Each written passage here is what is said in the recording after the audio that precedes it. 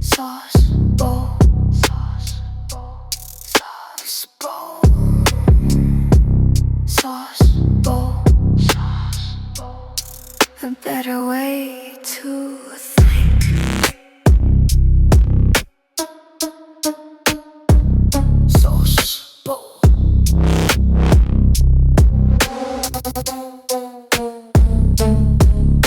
But dude, I'm horrible at intros. Would you mind just telling the people who you are? I've been doing research, but the general populace. Okay. Hello, my name is Reggie Williams. I am a appliance repair technician slash entrepreneur, which that word is used so loosely nowadays. Yeah. But You are um, though. but just yeah, just this I just I put it this way: the bank account don't care how the money gets there. Dude, that's probably the So, best way to start somebody's morning. Like, I love it. So let me ask, like, what appliances? They're always going to be there, but what gave you an affinity to start a business around them? You know what I mean? Versus just fixing them. yeah, so I started off actually in the automotive industry selling cars. When I was started off when I was 21 years old Mm-hmm. in Buffalo, New York, and that kind of like sales is really a great place for like people that are entrepreneurial minded to start because you're commissioned, so you eat what you kill, Right. and so and I got in the car business, did that for 10 years, got into the finance department for most of my career in the car industry. It was a rat race, man, because you get one day off a week, and at the end of the month is usually everybody trying to make their numbers. So yeah, you rarely ever see a day off because oh, it's slow, you got to work. Oh, it's busy, you got to work. So, Well, that um, probably built you a good framework to be an entrepreneur. There's literally yeah, no days off. Even if you right, automate something, you still have to manage the people that you're delegating things to. So I right. can understand that. I'm by no means like a successful entrepreneur, but I do want to be. So, like, Right. I mean, we're all just throwing stuff against the wall, and every once in a while something to stick. yeah. But so I got after a while, that to me that's a young man's sport. Those type of hours and stuff. 'Cause after a while, working hard is great, but you're gonna work hard and smart. Mm, Because you want to live life. You don't want to, live to work. You want to, work so you can live. mm. If I said that the right order. You did. No, you did. uh, so then 2008, the housing crash happened, and a lot of dealerships went under, and that gave me an opportunity to try something new. And so I went into the moving business.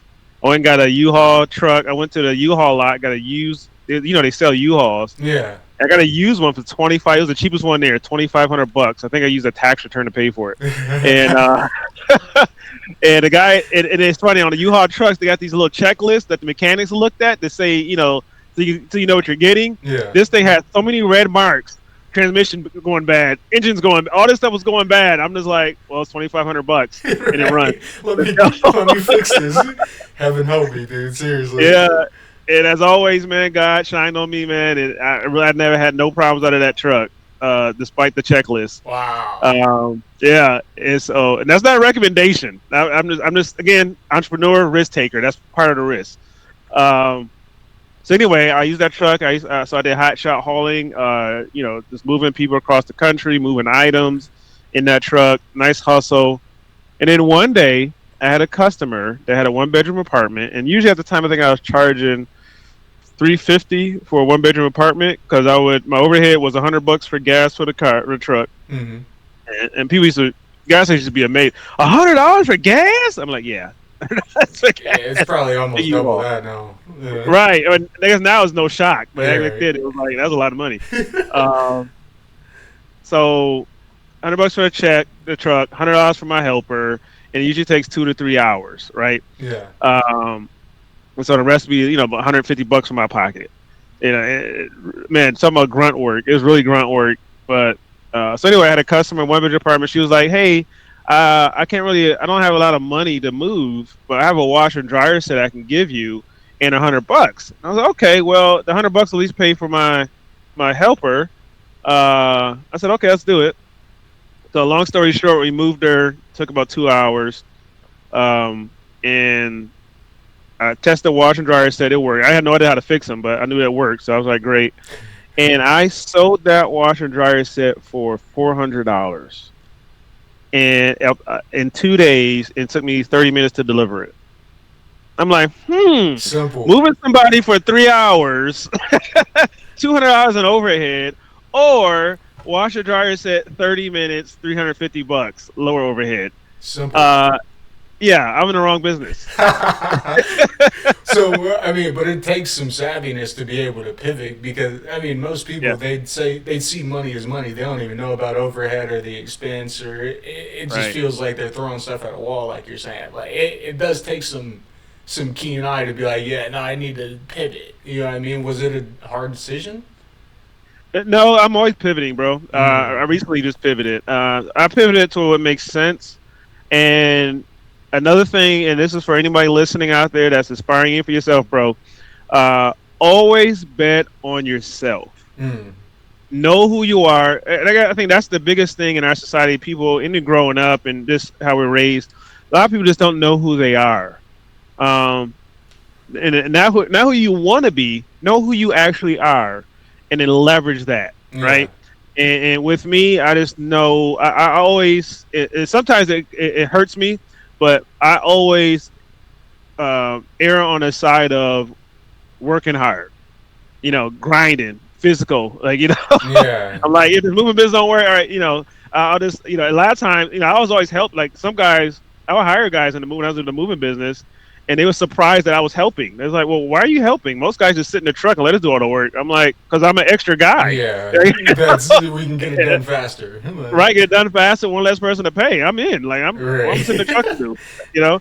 Unless I got something that's paying me, like I'm like stock trading or something. I don't know, but yeah, man, it's just always bet on yourself and know who you are. So my transition to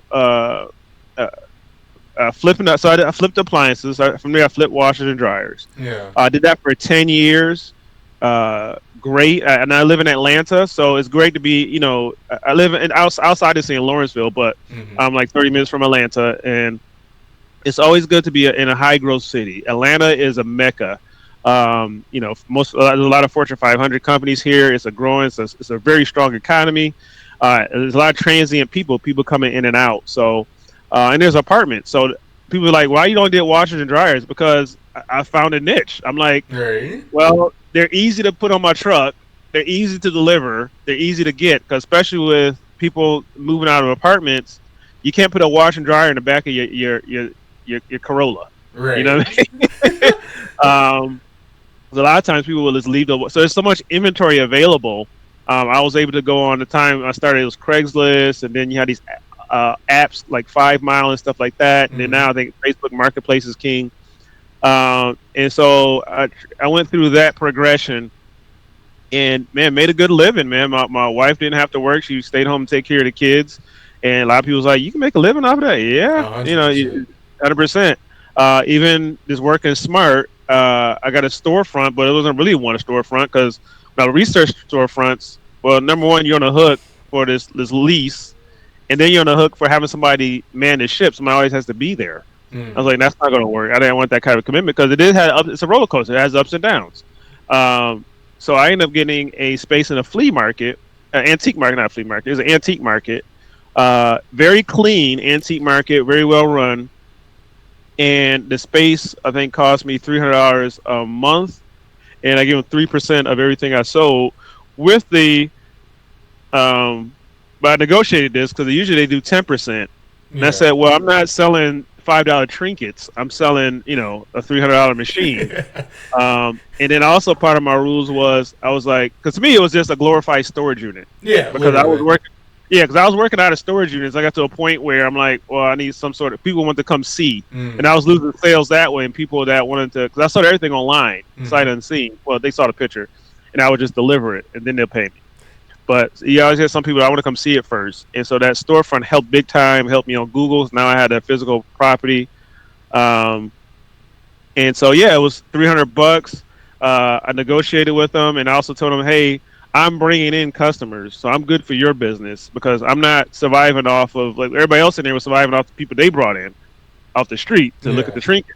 I'm like, no, my people are coming in off of Facebook Marketplace to come see these machines, walking past everybody's inventory. Mm-hmm. And so, and part of my deal too was I sell a lot online, so you don't get a cut of that. You don't get a cut of what's bought in the store. So they were cool with that, which was rare because it's hard to find somebody that's that open minded or business minded. A lot Right. of these people are old school, like nope, we're not doing. Well, So somebody that just wants to help you grow. You know what I mean? right, and they understand it was a win win. Right. So that was awesome. So then from there, I actually took a corporate job, got back into sales. Wasn't even looking for a job. This opportunity just popped up on LinkedIn. LinkedIn will hunt you and be like, "Hey, there's a job available." I used to be a rep for Coach an is what I automotive. like to call it. Yeah, I used to be a rep for the automotive business in a banking business, and so a rep job came up, a parts rep, and I'm like, I didn't even know that even existed, a parts sales rep. So I can't say the company's name, but Right. I worked for this company, and I worked for them for 3 years. I got salesman of the year my first year there, and made a huge impact. Everybody knows me as the lean on guy. I can't say the rest of the phrase because I worked for them. I created it when I worked for them, so that I can't. I'm not allowed to say it now. Aw. Stupid. I created it, and they hate it. They didn't want me to use it because they said, "Oh, you should have your own brand." You I'm signed like, the "Well, dotted line, buddy. I'm sorry. right, man." So again, that's another example of me knowing when to get in something, when to get out. So Mhm. I don't regret the decision of getting in because it did help me with relationships with people in the business. So I got relationships with manufacturers, all kind of trainers and stuff like that. It allowed me to spread my wings, because now I'm not hustling to pay the bills. I got a nice commission based off of my customer base, and so now I was able to be creative, and they allowed me to be creative Mhm. with a lot of my online presence. So definitely check me out if you look up, Appliance Fix Academy. You'll find me. You find Reggie Williams. I should pop up somewhere. Reggie Williams parts or Reggie Williams appliances. Put that in Google. It'll show up. And also my YouTube channel, obviously Appliance Fix Academy. So and again, pivoting, man. So I know when I got out of that situation because it got to a point where I was hitting my head on the ceiling, Mm. and again betting on my people thought I was crazy, man. So you got another job? I was like, no. I feel guilty personally looking for a job while I have one. I just feel like that's like I don't know. People, it sounds You think crazy, that's but to me, disloyal? it feels It feels like because I feel like you're sneaking around and hey, don't tell nobody. But you No, they don't care if you. They don't care if you die. They'll pick up somebody the next week. You know Oh, what I mean? I know. But then they limit your options too because they find out about it. And then all of a sudden, stuff starts to happen Yeah. behind the scenes. That's happened to me Um, before.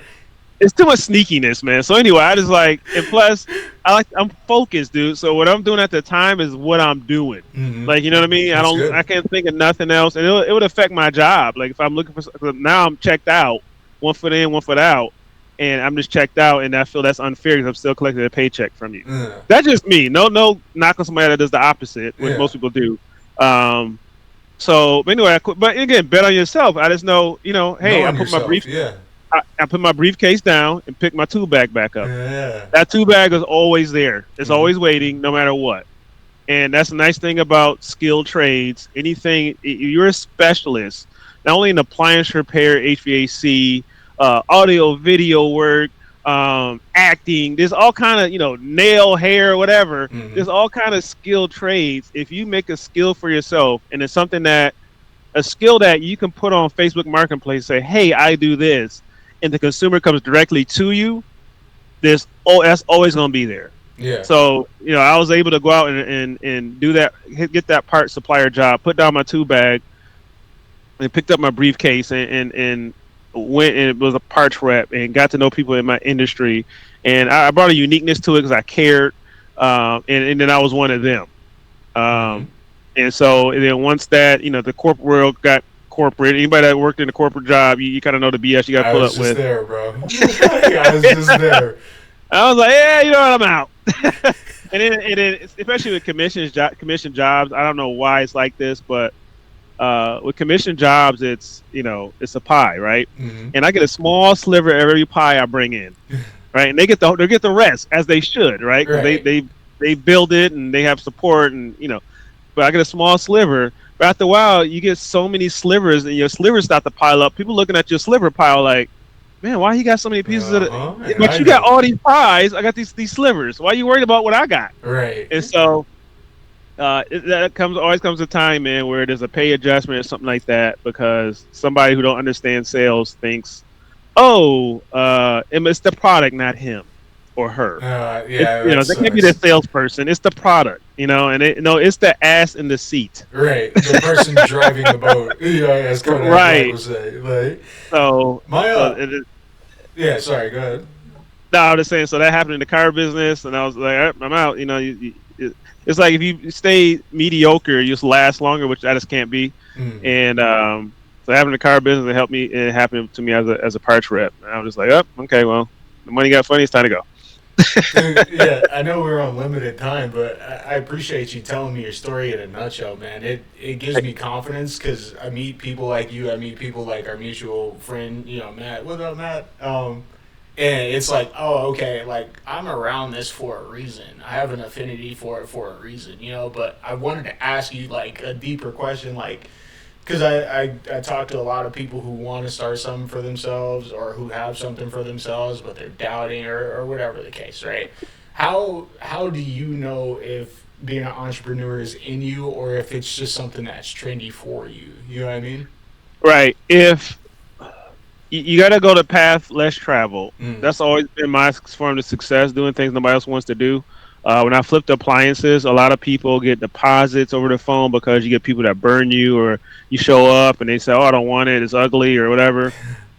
And that happened to me, but it was like one out of like 30 deliveries, Right. maybe one out of every 50.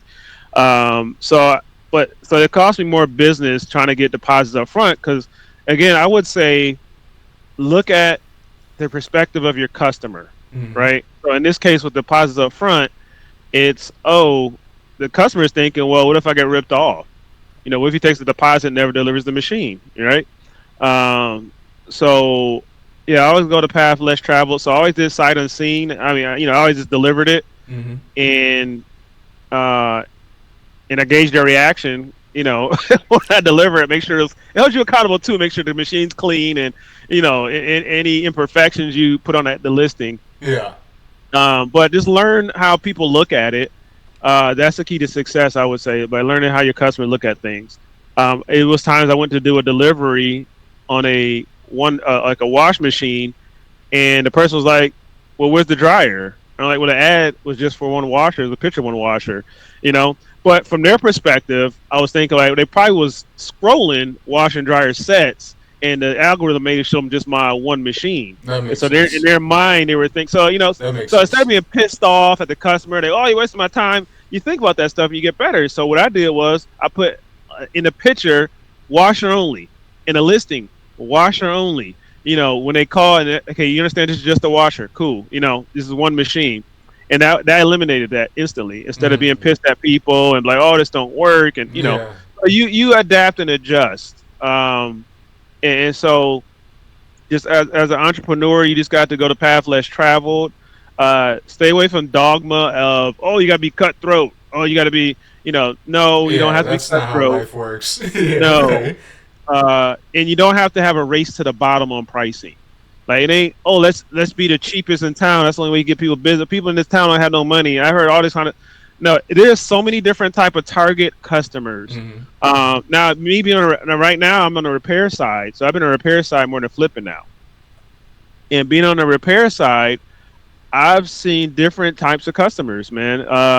I've seen customers who aren't used to using contractors, who Googled the parts you're replacing and saw it was $20 and you're charging $300 and be like, oh, well, you're ripping me off. I'm like, no, you're not paying for the part. You're paying for the expert to know it needs that part Exactly. and to install it, which taking machines apart is really the headache, not actually putting the part in. Yeah, that's where all your labor is gonna go. Right, but I don't even explain that to people because they have their own logic. But it's just Right. like, well, this is the cost of the repair. Using the appliance blue book is a good gauge. That way, they know you're not pulling out of the air. And say, hey, use appliance blue book for my pricing. So there's all kind of tools and resources. But just remember, if you got a bad run of customers, you got to change something. Mm. Right, like I had this strategy one time because dryers are like really easy to fix. and there's a lot of dryers available because usually air ducts are bad and stuff like Mm-hmm. that. They usually need like a little, $20 fuse or something to fix them, and they need to be cleaned and stuff too. But anyway, I was like, man, dryers are easy to get. And then I had, my strategy was, well, I sold you one, you got to give me your old one back. Like that's just part of the deal. Yeah, that makes sense. Um, and then you fix that and flip that too.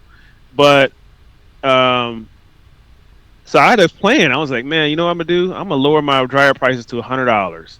I'm gonna sell 100. If I sell 10 dryers a week for $100, that's 1,000 a week just for dryers alone.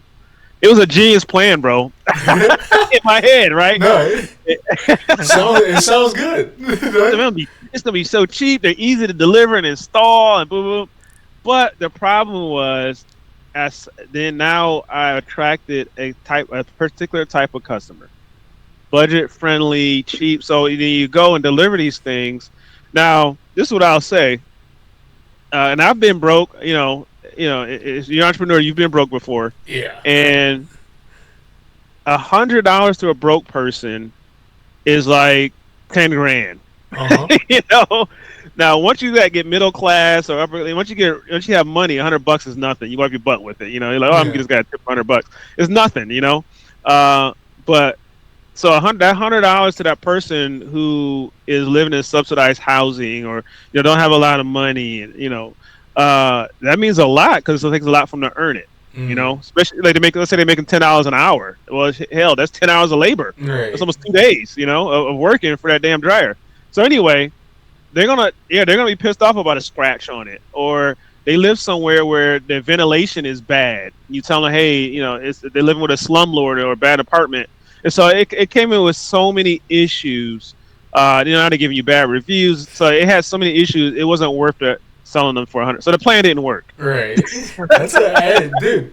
If you're not able to troubleshoot in real time like that on something you enjoy, then I would say you should pivot into something else. Yeah, it's hard to do. But it took time. I mean, so again, that's just a trial and error. Yeah. You have an idea, you test it, but don't live by this dogma of, oh, well, I'm gonna stick with it to the end. No, you gotta know when to pull out. You gotta know when to this thing gonna work. Kind of like American Idol, right? Remember those auditions? We all look at the auditions and laugh at people. And people who honestly think in their heart they can sing and they can't, and it's like, yeah, you should push for a dream, but at some point, you gotta, the industry will let you know if this is for you or not. Yeah, you know what I mean.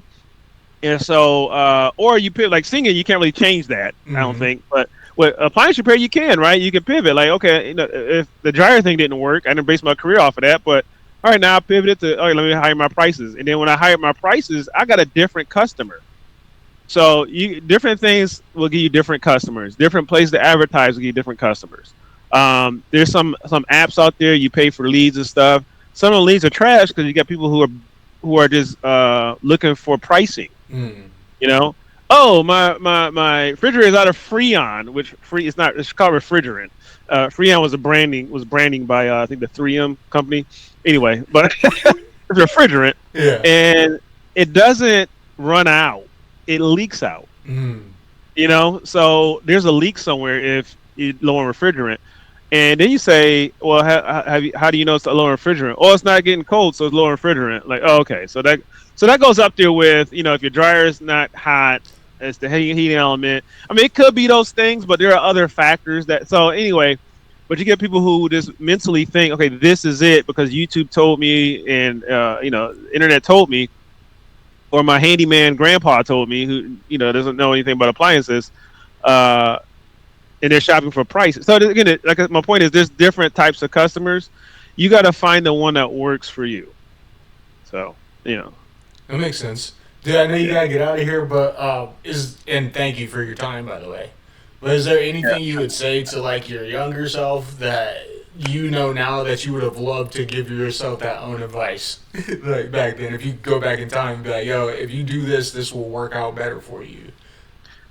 I would be afraid to do that because because there's lessons in failure. There's lessons in failure. I don't think I would do anything. I would just say I would probably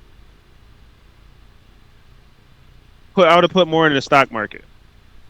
That's gonna be Yeah, a weird pivot, but um, that's just the good stock general market, advice. right. So I stock trade too, Yeah. and I do day trading, but buying hold, like if you don't know anything about the stock, the day trading is a skill. Mm-hmm. So, but buying hold anybody can do. Like right now, as the day of this recording, the stock market is down. Yeah. Because there's a war battle going on and stuff like that, and and just we gotta, this particular um, um, folks that come in office that people think that the stock market goes like this and they're good for the market. They're really not. They're good for buying because they create volatility. So when the public isn't sure on what their money's going to do, people sell. Mm-hmm. And so a particular type of political group that gets into office actually creates a volatility, and the stocks get cheap, and so it creates buying opportunities. And then when the other party gets in office, the stock market actually more stable. Yeah. But it always goes up. It just matters dips, but it dips more with a particular party in office than others. Especially when you talk about war and you start messing with other countries and the economy and stuff like that. And then and this is not my opinion. This is actually facts. No, that's what happens. Yeah. You look at the charts. So anyway, I would have just put money in the in EFTs such as the S&P 500, the QQQs, these indices. Just throw money at it, leave it in there. Forget you even own it. It will grow. Stay away from, like right now, I think gold is running, right? Mm-hmm. If your neighbor or your buddy or somebody who doesn't typically trade stocks, you should buy gold. Gold is running, man. I got some gold. Or they have an investment broker. Once they tell you, it's too late. Yeah. It's already at the top, and they're happy because they bought down here. So they're telling you up here, hey, you should buy. Like, well, no, because I'm not where you at. Yeah.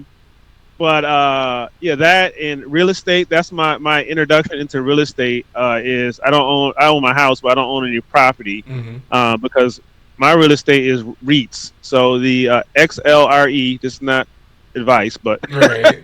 the XLRE is a real estate REIT. So ETFs they'll do all the shopping for you. So ETFs like the S&P 500, 500 best companies in the country. Mm-hmm. So they pick them, and they'll take away some, they'll add some. So you don't got to do none of the work. They do all this for you. A lot of times they'll pay a dividend, and so the XLRE is a real estate REIT that I'm in, and that's my introduction into real estate. It pays a nice dividend, and it's on a nice little incline. So, yeah, man. So I would tell my younger self to probably put more away in the stocks and never touch it. And the problem with that is, especially as an entrepreneur, man, you have a slow month, man, the mortgage is due. Man, that mortgage, and coincidentally, the mortgage payment is the same amount you've got in the bank. Yeah. Like you're trying to save. Yeah. Oh, dude, man, you preaching right now, dude. Yeah, man. And you're like, so I would even like maybe put it in your kid's name or your mom's. It should be hard to take out. Yeah. And that would help with that. And because you'd be amazed because you think about it, if you didn't have that money, you instead of thinking about using that money, your mind might have went to, let me call the mortgage company and make arrangements. Mm-hmm. And they'll do that. They'll help you out. Or let me do this. Let me sell this. Or let me get rid of that. So anyway, long story short, I would, because every time we would save money, man, some emergency would happen. Mm-hmm. There's no such thing as a rainy day fund. It rains every damn day as an entrepreneur. Yo. Damn it! Save anything.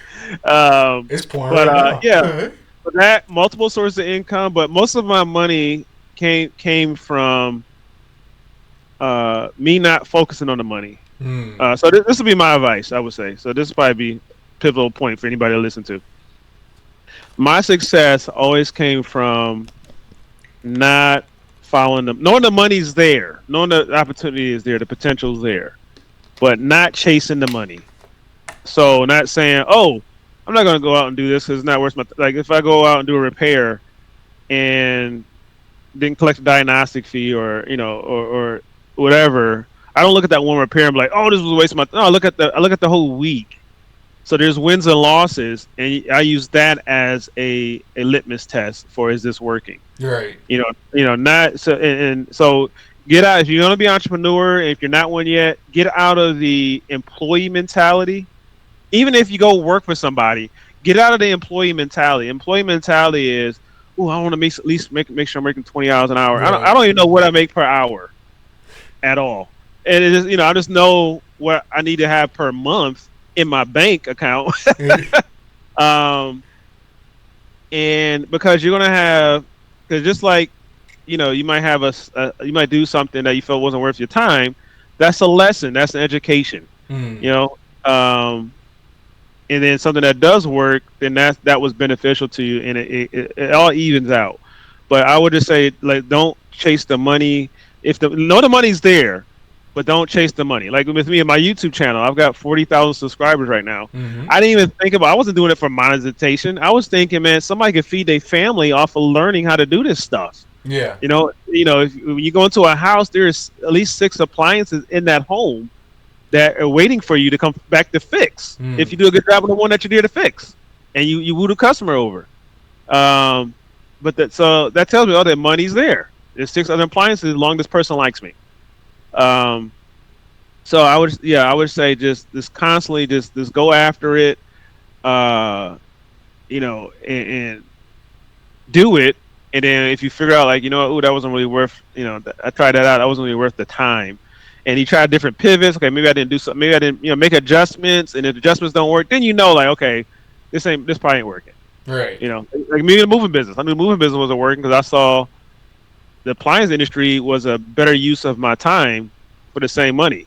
And more opportunity and less strenuous. Because I'm not, like I pick washers and dryers because I knew refrigerators. Well, if somebody's refrigerator goes out, well, damn, that's an emergency situation. Mm-hmm. Their washer dryer goes out, it's not as bad. Yeah. You get a laundromat. Right. And so now I just do strictly repairs because now I got away from flipping, because with flipping, I was touching the appliance twice. So I was, 3 times really. I was going out and buying it, storing it, fixing it, delivering it. That's 3 touches, right? But if I do a repair, it's 1, maybe 2 touches. Mm-hmm. I'm just driving there, fixing it, I'm out. You see what I'm saying? Compared to, and the margin is about the same. It just, but when you put in your time, you're losing on flipping. But it does work. Depends on your situation. Again, it's a great way to get started. It's a great way to learn. My education came from flipping because I was able to say, oh, I think this is the board on this one, but this machine over here has the same board. Let me put it on and see. Oh yeah, I was right. Cool. So I'm at a point, like, I don't even know part numbers, bro. I just because of that, I never had to go to the parts store and buy parts. So I was Frankenstein and stuff, and now I can hear a machine and know exactly what's wrong with it. Mm-hmm. Like, oh, that's right. And so that's it, brother. Nah, Reggie, dude, you're awesome, man. I know we gotta go, but thank you, seriously. Can you tell everybody where to find you again, just so we can? Yep. Go to YouTube or even Google and put Appliance Fix Academy. It's also at the top left of the screen. Not yours, but theirs. Yeah, he shows you. Cool. It's So, Appliance Fix Academy. Shout out to American Vulcan Lock Ring Connectors. Shout out to Hisense. A Vulcan Lock Ring, man, it's a brazeless repair on sealed system work. Okay. So you have to go in with torches and other. It's so easy. It's if you want to know more about it, y'all can reach out to me. Go to my YouTube channel. Right. So it's nothing new. It's been out in Europe for forever. But here we want to fight and be different. So now it's here, and it makes the thing so much easier. Good. I'm gonna stop the recording. You guys know where to find me, and then I'll just talk to you for like 2 minutes after, dude. But thank you, seriously. We'll have to do this in person, but it'll be a lot more fun. You need to come to Atlanta, man, because I don't go to the north. It's too cold. I'm born and raised in Buffalo, and I'm allergic to the cold weather now. Your bones got used to the heat, the humidity. Yeah, they did, man. They just spoiled now, bro. There you go. I threw in my winter jackets. I don't know what winter jacket looks like anymore. Thank you, Reggie. I appreciate you, man. Yeah, all right, brother. See you guys.